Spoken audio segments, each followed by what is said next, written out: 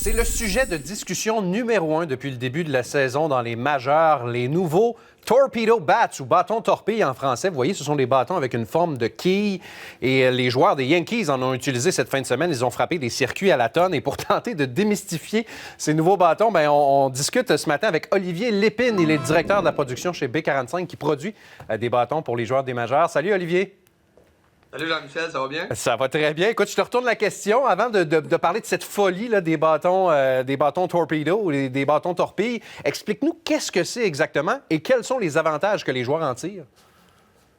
Écoute, en fait, c'est un bâton qui ont changé la forme, effectivement, en forme de quille, peut-être. Puis le principe de ça, c'est que le baril, c'est la partie où on frappe la balle. Au lieu d'être exactement à l'extrémité du bâton, il est un peu rapproché vers, on va dire, les mains du frappeur. Donc, un frappeur qui se faisait menotter plus souvent qu'autrement, ça tombe maintenant sur la bonne partie du bâton, puis il peut avoir de meilleurs résultats de cette façon-là. Et là, la question que plusieurs se posent, mon collègue Jean-François me la posait d'ailleurs, c'est légal, ces bâtons-là. Les joueurs peuvent l'utiliser, là. Oui, c'est légal. C'est sûr qu'on reste surpris parce que, justement, c'est la partie du bâton là, qu'on frappe la balle. Mais je veux dire, il y a eu plusieurs autres essais. Là. Il y a eu des fois, c'est les pommeaux qui ont changé, des fois, c'est le manche qui a changé. Là, on reste surpris, mais dans les règles, oui, ce bâton est légal, effectivement. C'est juste qu'on a changé, on va dire, la masse du bâton, au lieu d'être à l'extrémité. Il est un peu plus vers les mains du frappeur. Puis là, Olivier, ça existe depuis un moment déjà, ces bâtons-là, mais on dirait que c'est la folie ces jours-ci, parce que les Yankees ont utilisé ces bâtons-là cette fin de semaine, ont frappé des circuits à la tonne. Je voyais Ellie de la Cruz hier, qui a connu toute une soirée avec les Reds, qui utilisait un bâton torpille pour la première fois. Puis là, ça se ressent chez les commandes, chez vous, parce que les gens en veulent de ce genre de bâton-là. Oui, effectivement, nous autres, on connaît ces bâtons-là depuis, je pourrais dire, le camp d'entraînement 2024. Là. Okay. C'était déjà commencé, on avait déjà fait des bâtons à quelques joueurs, parce que les joueurs, même si le baseball, c'est un sport conservateur, les joueurs sont toujours prêts à essayer d'innover peut-être pour avoir de meilleurs résultats, de meilleures statistiques.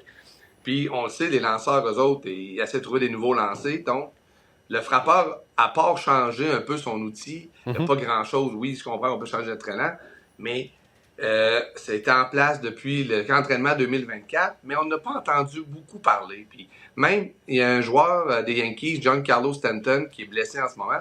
Dans les séries l'année passée, l'a utilisé et a connu vraiment des séries monstres avec, je pense, 6 ou 7, même 8 circuits. Puis cette année, au camp d'entraînement, il y avait plus de joueurs qui l'ont essayé. Et là, comme tu viens de mentionner, la première fin de semaine, les Yankees ont frappé 15 circuits en 3 matchs, dont 9 en un seul match.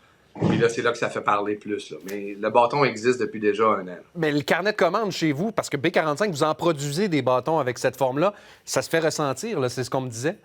Là, oui. Ben, je veux dire, parce que l'année passée, on les sortait pas, personne n'en parlait. Et là, tout le monde nous demande, est-ce qu'on en fait? Oui, on en fait depuis, comme je dis, depuis un an. Donc, tout joueur, amateur, professionnel, n'importe qui veut essayer ce bâton torpille-là, on est en mesure de lui fabriquer. Olivier, la grande question qu'on se pose, est-ce que c'est là pour rester? Est-ce que c'est une mode ou réellement tu penses que c'est révolutionnaire, ce nouvel outil-là? Je pense que on va dire le temps, je veux dire, le sample, je sais pas comment le dire, là, que l'échantillon est très mince. Ouais, l'échantillon est très mince parce que, je veux dire, Jazz Chisholm il a déjà frappé 2 circuits dans une partie. Oui. Puis là, on va le voir. Moi, j'ai de la misère, honnêtement, à penser que en changeant la forme du bâton, on devient tout d'un coup un excellent frappeur. Je veux dire, les joueurs qui sont dans les majeurs en ce moment, c'est des très bons athlètes, du monde qui savent frapper la balle, mais c'est difficile de frapper une balle au baseball. On joue 162 parties en 180 jours, puis être bon à tous les soirs, c'est très difficile. Tant mieux si ce bâton-là peut améliorer les joueurs, mais à la fin de l'année ou peut-être même dans 2 ans, on va pouvoir être capable de comparer les années d'un joueur avec le bâton torpille puis avec un bâton normal. Puis on va voir si ça fait vraiment une différence. Pour l'instant, je pense que la saison est trop jeune. Ça reste à voir, mais disons que ça crée l'engouement présentement, puis c'est tant mieux pour une entreprise comme la vôtre. Olivier, merci pour ton temps, toujours apprécié, puis bonne chance pour la suite.